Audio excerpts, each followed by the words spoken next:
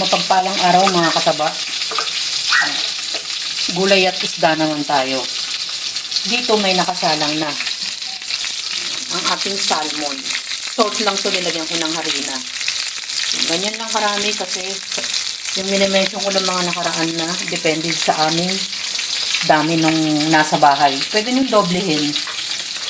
At yun namang pagpiprito hindi ko na binibigdil. Dahil ito ang ipapakita natin. O, simpleng ginisa din lang to. Tulad ng gulay, dagdagan nyo na lang. Bawang, sibuyas, kamatis, pangsahog na pork. Tatlong klase lang yung gulay. Sitaw, patola, isang pirasong siling green, kalabasa. Yan. Igigisa ko lang yan sa alamang. Ganyan yung mga ingredients natin sa ating gulay at isda. Makikita nyo luto na yung ating isda. So, ganun lang. Mamaya tayo magigisa. After natin mag-fry, nilagay ko na yung ating pangsahog. Nagmantika na siya. Hindi ko masyadong binawasan kasi yung ating kamatis. Sisip-sipin niya yan mamaya. Nilagay ko na sabay-sabay. Bawang, sibuyas, kamatis.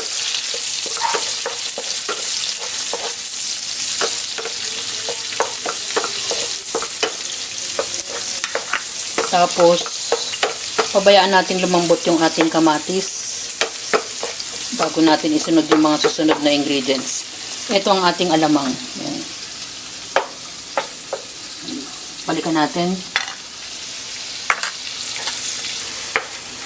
Na-press ko na yung kamatis. Pwede na natin yung ihalo yung ating pork. At lagyan na natin to. Alamang. Kalabasa.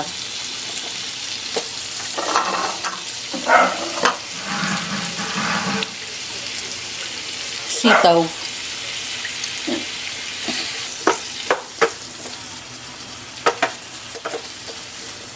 Pampalasa, ang Ajinomoto.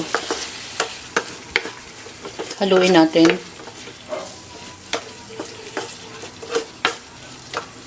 Palambutin natin ng konti bago natin isunod yung ating patola. Sasabay ko na itong isang pirasong siling green. Takpan natin. Hindi ito masyadong masabaw. Kusang magtutubig yung ating gulay.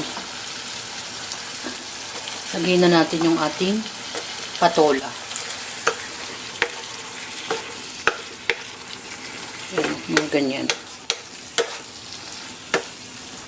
Minsan naman kaya naluluto ko ng talagang yung parang luto na talaga yung gulay mga kataba. Kasi yung isa namin dito ay mahina ang panunaw. Kaya hanggat maaari nga sana hindi masyadong overcook. Yung tama lang ang pagkakaluto.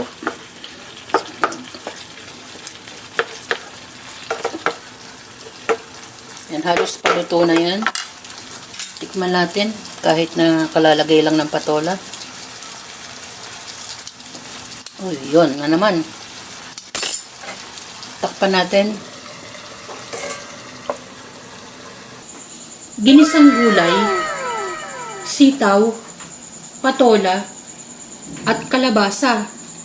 Iginisa ko sa alamang, konting pork. Bawang sibuyas kamatis lang naman yan, mga kataba.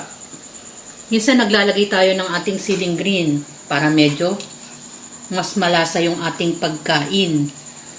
At hindi naman pwedeng malungkot yung gulay. Kahit mga simpleng isda lang, mga kataba, naglagay ako ng ating pritong salmon. Yan na yung ating dish for today. Meron tayong isda at gulay.